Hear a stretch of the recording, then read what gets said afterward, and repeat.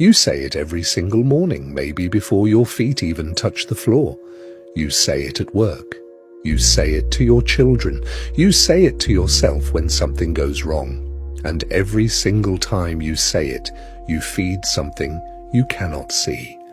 There are 5 words, common, ordinary, everyday words, that ancient Gnostic texts say were deliberately planted in human language by the archons, not metaphorically planted, architecturally planted, wired into your speech patterns so deeply that you repeat them without thinking.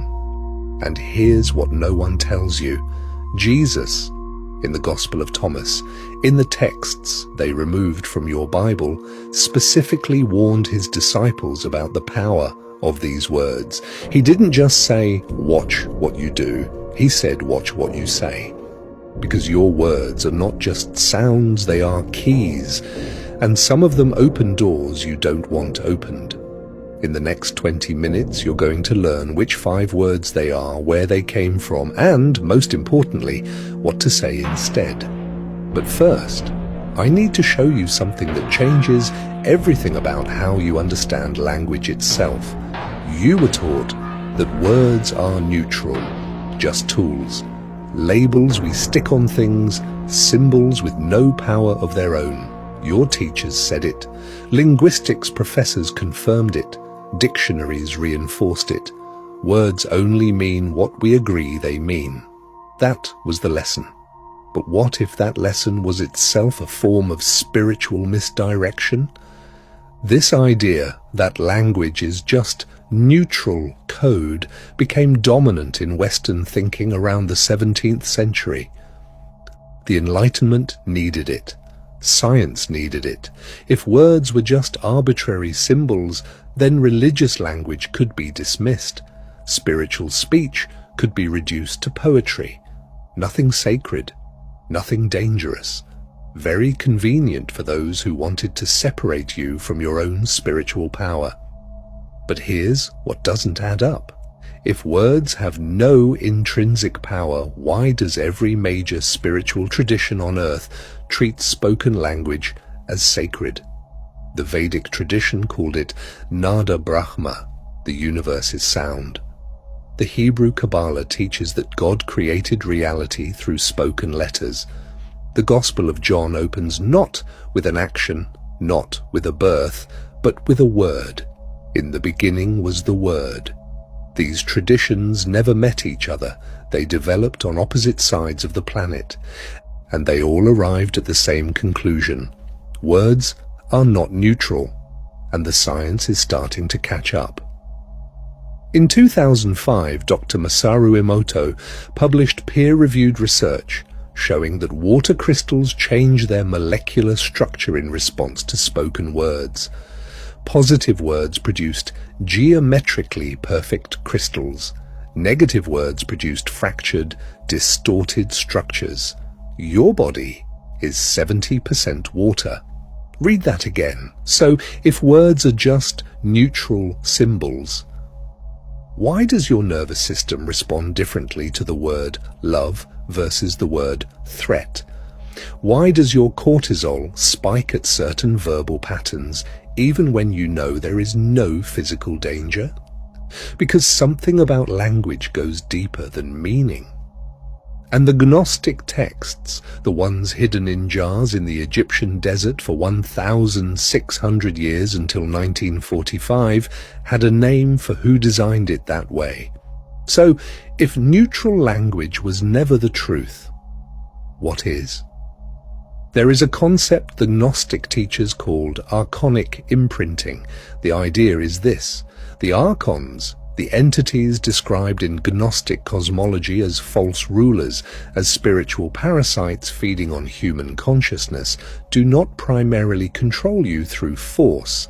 They control you through language, specifically through programming certain words into daily human speech that, when repeated, reinforce states of separation, fear, scarcity, and submission. Words that sound completely normal, words that seem helpful, even virtuous. but which carry, embedded in their vibrational and psychological structure, a signature that keeps you disconnected from the divine spark, what the Gnostics called the monad that lives inside you. Jesus addressed this directly in the Gospel of Thomas, Logion 39, when he said, "The Pharisees and the scribes have taken the keys of knowledge and hidden them. They themselves have not entered, nor have they allowed those who wish to enter." He wasn't only talking about doors to buildings, he was talking about access to inner knowing. And the keys they stole, some of them are words. Think about it this way. If you wanted to control a population for thousands of years without physical chains, what would you do? You would build the chains into their language, into the words they reach for automatically, into the phrases they teach their children without thinking. And this is not something I invented. The Nag Hammadi Library, discovered in 1945, translated and published by scholars including Elaine Pagels at Princeton, contains multiple texts where Gnostic teachers warn specifically about language as a control mechanism. The Apocryphon of John describes the archons shaping the material world, including the structures of human thought and speech to keep souls trapped in what they called the kenoma, the void of unconscious living. Modern neuroscience calls it something different. They call it cognitive framing. The words we use don't just describe our reality, they construct it. Stanford researcher James Pennebaker spent 30 years studying how language shapes psychology and published his findings in 2011. His conclusion, function words, the small, common words we use automatically, reveal and reinforce our deepest mental states far more powerfully than content words. The Gnostics knew this 2,000 years before Stanford confirmed it, and I'm going to prove it, with history, with science, with specific texts, and with an authority so unexpected it will make you rethink everything, starting with the first word. And this one is going to be uncomfortable because you said it today. Let's go through them. Word 1, can't. Not the word itself, the reflexive, unconscious use of it.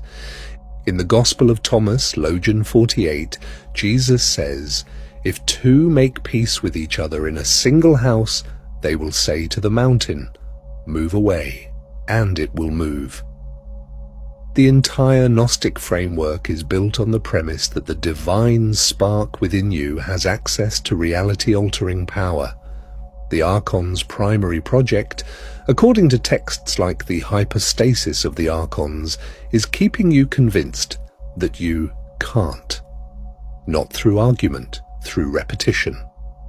A 2019 study from the University of Pennsylvania tracked 10,000 people over 12 months and found that individuals who used can't language rather than won't language showed 34% lower rates of goal completion and 47% higher rates of learned helplessness.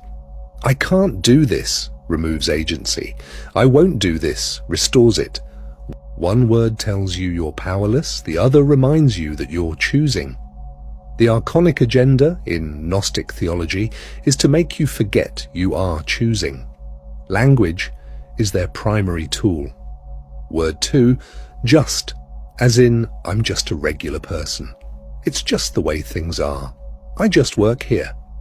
This word, used in the diminishing sense, is what Gnostic scholars call a kenoma marker, a linguistic signal of self-reduction. The tripartite tractate, one of the Nag Hammadi texts, describes how the Archons maintain control specifically by convincing divine souls to minimize their own nature, to see themselves as small, temporary, unremarkable. Just is the word that does that minimization automatically. Jesus, in the Gospel of Thomas Logion 3, says this explicitly: "If those who lead you say to you, 'Look, The kingdom is in the sky, then the birds will precede you. Rather, the kingdom is inside you and outside you. You are not just anything. The Gnostic teaching, and modern neuroscience agrees on the psychological dimension, is that you carry within you the monad, the uncreated divine light. And every time you say, "I'm just," you are repeating the Archon's lie about your own nature. Word 3. Deserve. This one is subtle because it sounds positive. I deserve better. You don't deserve this. They got what they deserved. But deserve is a transactional word. It implies that reality operates on a merit system, that good things come to those who earn them. That suffering is proportional to failure. And this framework, the Gnostic teachers saw it clearly, is one of the Archon's most sophisticated traps. Why? Because it replaces grace with transaction. In the Gospel of Philip, one of the suppressed Nag Hammadi texts, the author writes that the divine does not give according to merit, it gives according to nature. The monad does not calculate what you've earned, it extends itself unconditionally, because that is what light does. When you use deserve language, you are unconsciously agreeing with the archonic premise that you must qualify for your own spiritual wholeness. Dr. Brené Brown's research at the University of Houston, 12 years, thousands of interviews, found that the single clearest marker of people with low wholeness scores was the belief that love and belonging must be earned.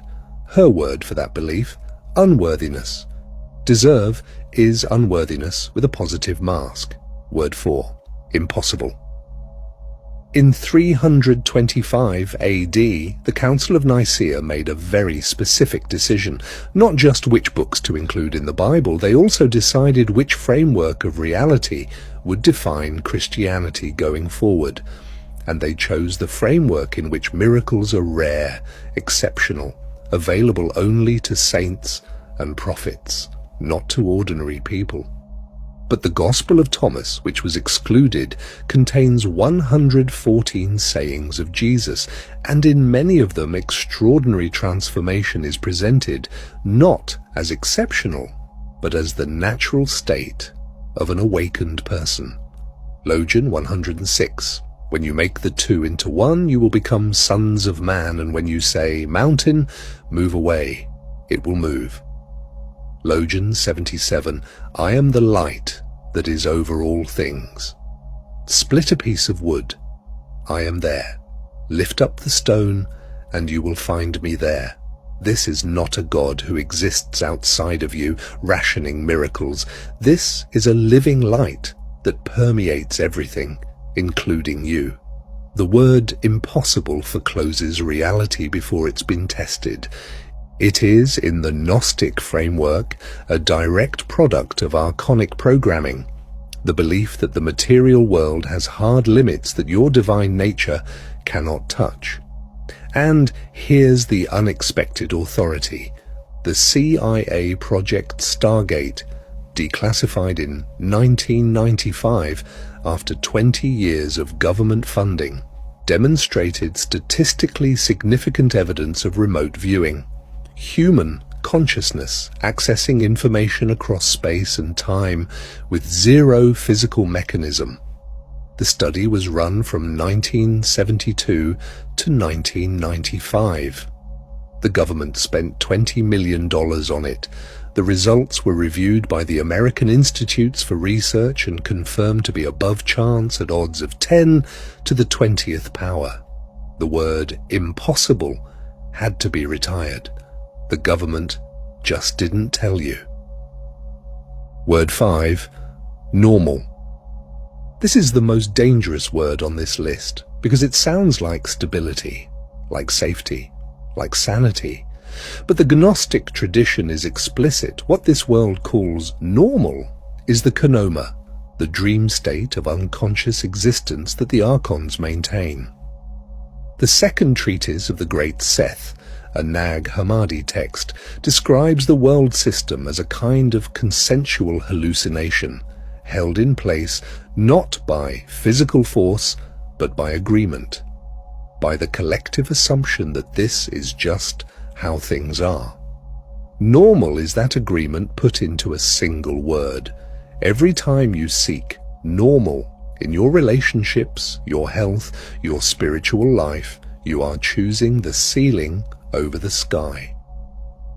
In 2017, Harvard psychologist Ellen Langer published research showing that patients who were given explicit permission to question what is normal for their bodies showed measurable physiological improvements, including reduced blood pressure and improved vision, within weeks, without medication, just by suspending the assumption of normalcy. She called it mindful uncertainty. The Gnostics called it gnosis. Everything points the same way. Stop for a moment. Look at what we've assembled here. Ancient Gnostic texts, suppressed for 1,600 years, warned about language as a spiritual control mechanism. Modern neuroscience confirmed that the words we use shape our neurological reality. Behavioral research proved these specific word patterns reduce human agency and well-being. And classified government programs demonstrated that human consciousness exceeds the impossible, all pointing the same direction. So why are you still being taught that words are neutral? Why are the Gnostic Gospels still not in your Bible? Why did the government run a $20 million consciousness study for 20 years and then file it quietly? The answer is not beautiful. Who benefits from your limited speech? To understand why this is hidden, follow the power. Who benefits from you saying, "I can't"? Who benefits from you seeing yourself as just a regular person? Who benefits from you measuring your worth by what you deserve? Every institution that requires your compliance, every system that requires you to believe you are small. The pharmaceutical industry generates $1.48 trillion per year, much of it treating conditions rooted in chronic stress, the biological output of exactly the can't, impossible, normal thought patterns these words reinforce. The self-help industry generates $40 billion per year, selling solutions to a powerlessness problem that could be addressed in part by changing 5 words. And institutional religion? When the Council of Nicaea removed the Gnostic texts in 325 AD, they didn't just edit a book. They created a spiritual framework where access to the divine requires intermediaries, priests, institutions, authorities. If you knew, really knew in your bones that the monad lives inside you, that the kingdom is within you as Jesus said in Thomas, that your words carry actual creative power, you wouldn't need the intermediary. That's not a conspiracy theory, that's a business model. And how do they maintain it? First, the suppressed texts are kept academic. The Gospel of Thomas is in university libraries, but it's not in the pew. It's not in Sunday school. Elaine Pagels won the National Book Award for writing about it, but her books are in the religion section of bookstores, not in the hands of ordinary believers. Second, anyone who speaks about these things is labeled fringe, new age, unserious. It's the oldest silencing mechanism in the world, not censorship, but ridicule. Third, the language of limitation is taught to children before they can question it. You can't do that. That's not normal. Be realistic. Wired in by age 7, reinforced for the rest of their lives. And who pays the price? You do. Paying for systems to manage the suffering that suppressed knowledge would dissolve. Living inside the word normal when something infinite lives inside you. I know this is difficult to hear. I was angry when I first understood it, but anger is only useful if it becomes action. And now you have the information. So, let's talk about what to do with it. 3 steps to reclaim your speech. Enough history. Here are 3 practical steps you can begin today. No special equipment, no ceremony, just attention. Step 1. The 48-hour word fast for the next 48 hours. Catch yourself every time you say one of the 5 words in their limiting form. You don't have to eliminate them perfectly. Just notice. Write them down, a simple note on your phone. Every "I can't", every "I'm just", every "that's impossible". Why does this work? Because the archonic power of these words depends entirely on unconsciousness. The moment you observe the pattern, it begins to lose its grip. This is precisely what Jesus meant in Thomas Logan 5. Know what is in front of your face, and what is hidden from you will be disclosed. Awareness is the first act of freedom. Start here, today. Step 2. The Gnostic reframe.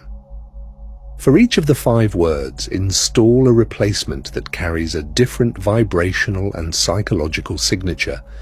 Instead of "I can't", say "I'm choosing not to", or "I haven't yet".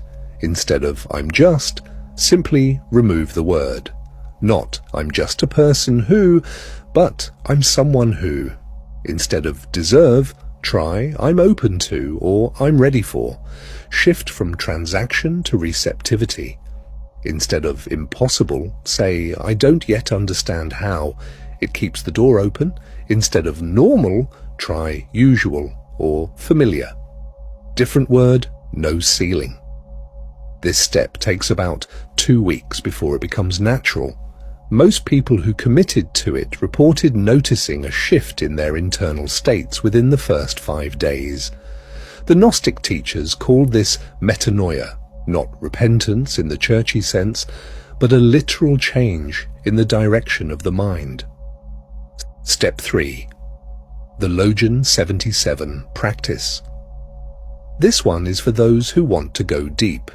Jesus said in Thomas 77, "I am the light that is over all things. Split a piece of wood, I am there. Lift up the stone, and you will find me there." This is not poetry. The Gnostic teachers understood it as instruction. The divine light, the monad, is not somewhere else. It is in ordinary moments, in the wood, in the stone, in your morning coffee, in your breath. The practice. Once per day, choose a completely mundane moment. Washing dishes, walking to your car, making tea, and speak to it differently. Not dramatically, just internally. The light is here. I am here. This is the antidote to all 5 words at once. It is the practice of remembering what the archonic speech is designed to make you forget. It sounds simple. It is simple. But do it for 21 days and tell me what you notice. 2 common errors. Error 1, trying to eliminate the words perfectly and fast. This creates self-judgment, which generates the same energetic state as the original words. Go slowly. Observe without punishment. Error 2, treating this as purely psychological, a self-help technique. The Gnostic context matters. When you understand why these words carry this specific imprint, the shift is deeper and more durable. Keep the spiritual frame. In the first week, you'll notice the patterns everywhere. In your own speech, in the media, in conversations around you. That's not discouragement. That's the awareness beginning to work. By the second week, the replacements start to feel natural, less effortful. By week 4, people around you may comment that something seems different about you. They won't be able to name it, but you will know. This is not magic. This is the monad, the divine light within you, beginning to have less interference from the signal blocking it. Let's close the loop. You came in thinking words were neutral. You discovered that the Gnostic texts, suppressed for 1,600 years, found in the Egyptian desert in 1945, specifically identify language as an archonic control mechanism. You heard the 5 words can't, just, deserve, impossible, normal, and why each one carries the specific signature of separation from your divine nature. You saw the evidence, ancient tradition, neuroscience, behavioral research, and a classified CIA program, all pointing the same direction. You understood who benefits from keeping you inside limited language and what it costs you. And you have 3 practical steps you can begin before this video ends. In 20 minutes, you learned what most people will never be taught. You are not the same person who clicked on this video. You now belong to a smaller group, those who are awake to the architecture of the cage and have the keys to begin dismantling it from the inside. The question is no longer whether this is true. The question is, what will you do with it? And this is only the beginning. There is far more about the Archon's relationship to language, specifically how they use naming, how the Gnostic practice of speaking the light words works, and what the Gospel of Philip says about the power of the sacred name, that I couldn't fit here. If you want me to go deeper on that, leave the word logos in the comments. That word will tell me this community is ready for the next level. If this video reached something in you, share it with one person who is ready to hear it, not to convince them, just to plant a seed. The algorithm rewards that. More importantly, so does something deeper. And subscribe if you haven't yet, not for the numbers, but because what comes next continues this thread in ways that build on what you've just understood. The Archons built their control into the words you say every day. Now you know which ones. Use that. See you in the next one.